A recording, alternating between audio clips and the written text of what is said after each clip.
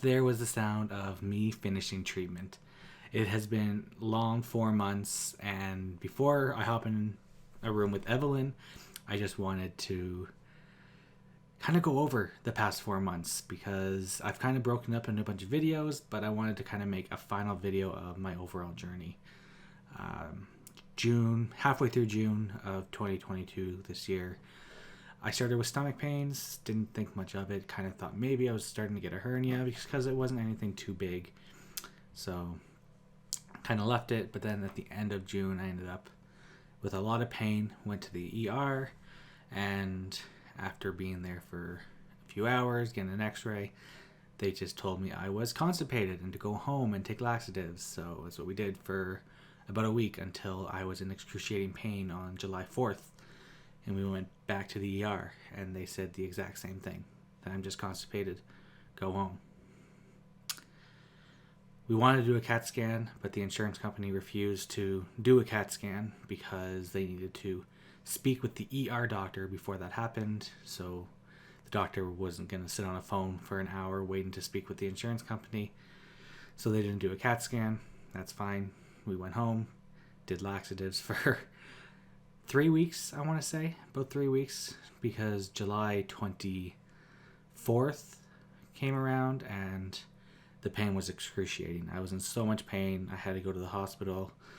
I was throwing up because of how much pain I was in.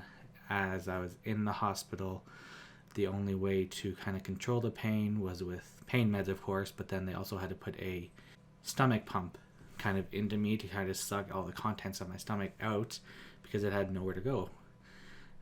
They assumed I had a blockage and that I was going to have surgery that night. They called the surgeon in. They wanted to run more tests.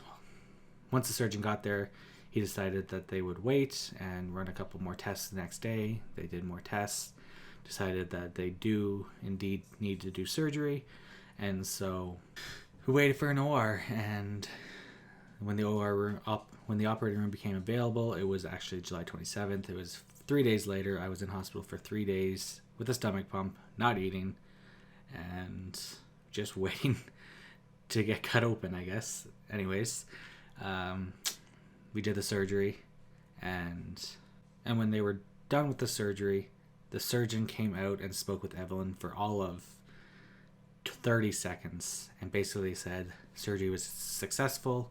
They took out the blockage. The blockage was lymphoma cancer, and at the time the surgeon said it was the good kind of lymphoma, but we would still need to do chemotherapy just to make sure that they got it all.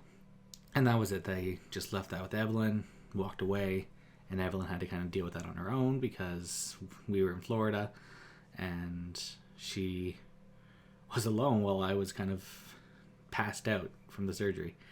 Anyways, when I woke up, apparently she had to tell me a few times because I woke up and then passed back out and then woke up and then passed back out. But yeah, she did end up telling me, and I was awake enough to remember, and I was very scared. Apparently more scared about losing my hair at the time, but I wasn't sure what to do. I knew my mom went through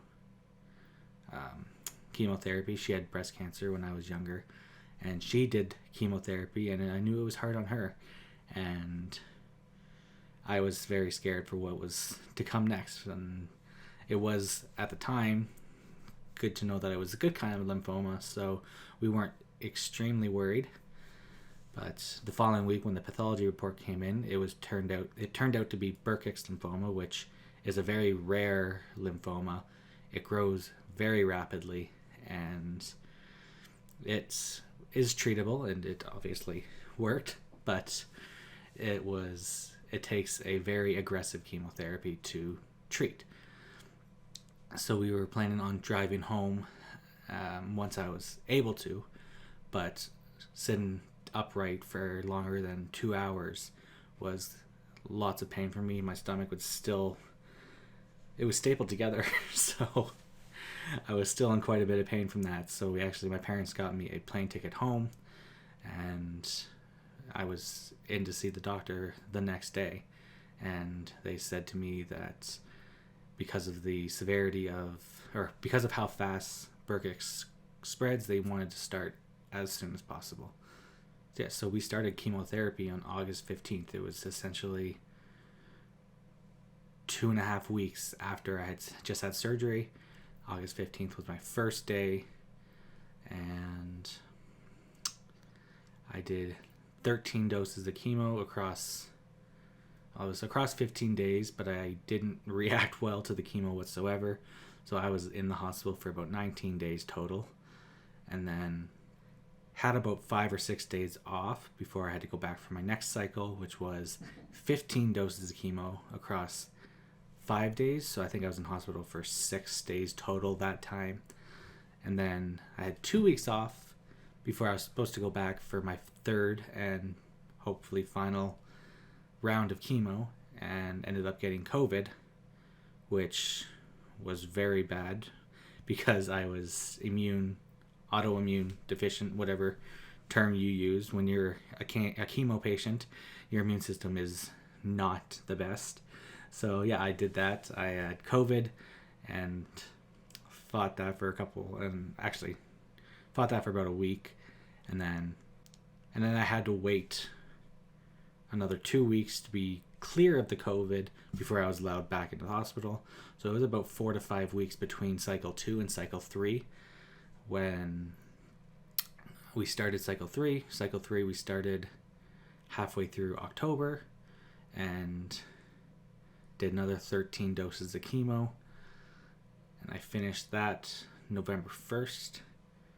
And 7 of the 41 doses of chemo I had were lumbar punctures, and they just got worse and worse and worse every time I had it.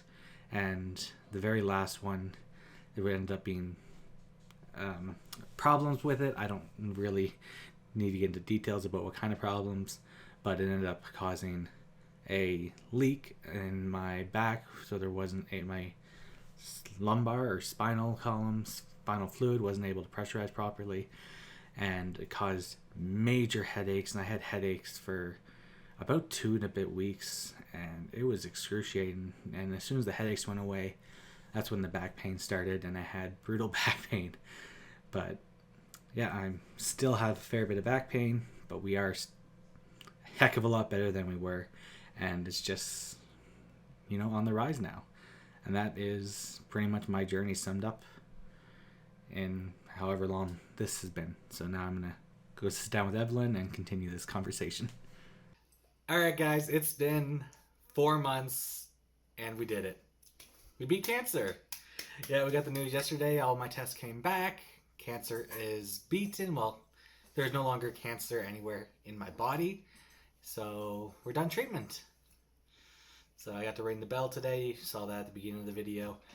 And yeah, I got my PICC line out. No longer have tubes hanging out of my body.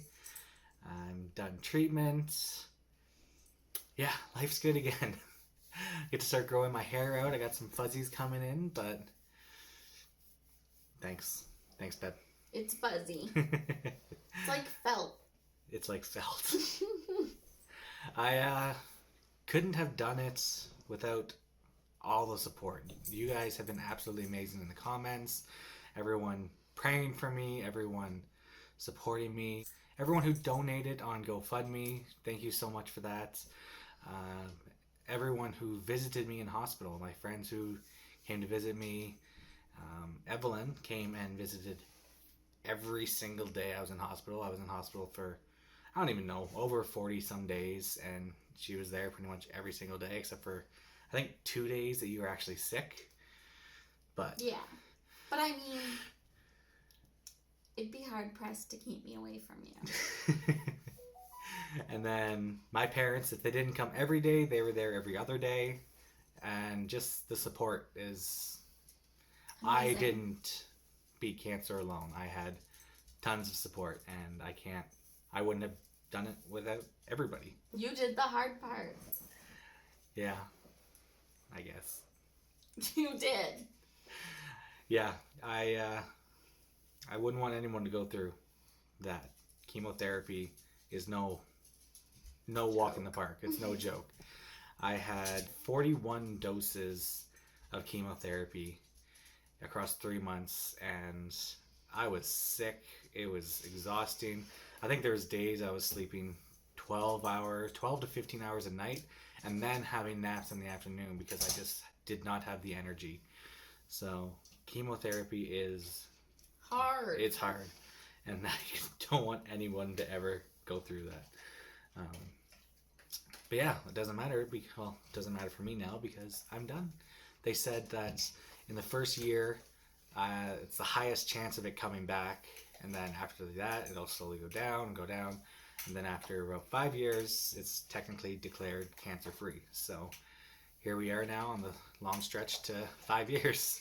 Day 1 of 5 years.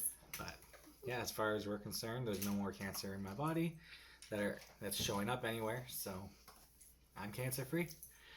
But yeah, that's where I'm going to end it, guys. Thank you guys so much for all your support, and let's get the channel back up and running, and yeah, I start to expect to see more videos coming out because my energy is coming back. So thank you guys for following me along my journey, and don't forget to have a lovely day. Bye, guys. Bye, guys.